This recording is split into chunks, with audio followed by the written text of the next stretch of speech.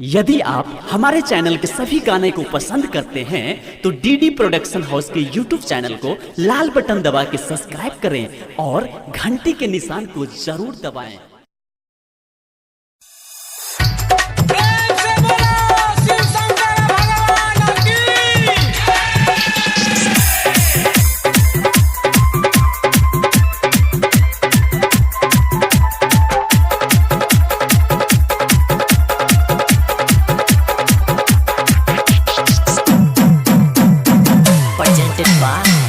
DD production house सकरी। सुन लो मंदिर स्वर्ग सा सुंदर महिमा उनक महान। सुन लो मंदिर स्वर्ग सा सुंदर महिमा उनक महान। जपत नाम चालू यो बाबा धाम चालू यो।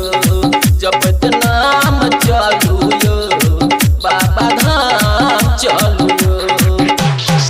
और अरदानी जपत नाम चालू यो बाबा धाम चालू यो। जपत नाम चालू यो बाबा धाम चालू यो।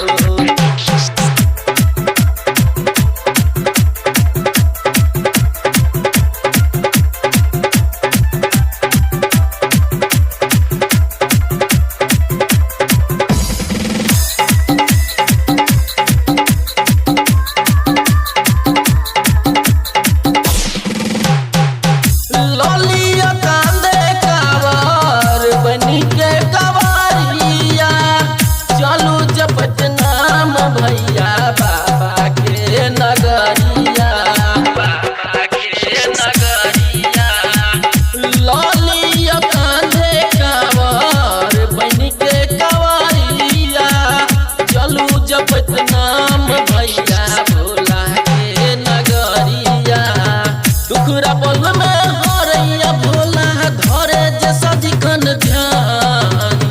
दुखरा पल में हरैया भोला धरे जैसा दिखन ध्यान। जपत नाम चालू यो बाबा धाम चालू यो।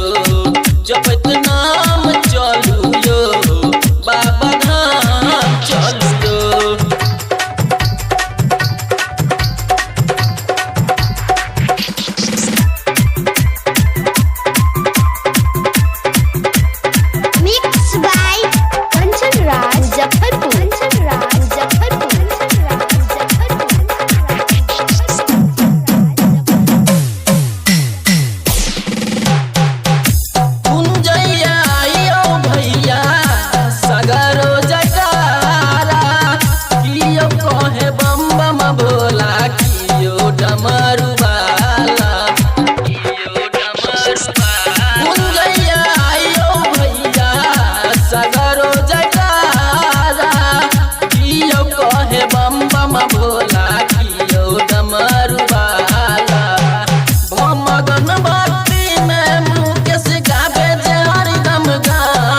जपत नाम चालू यो बाबा धाम चालू यो।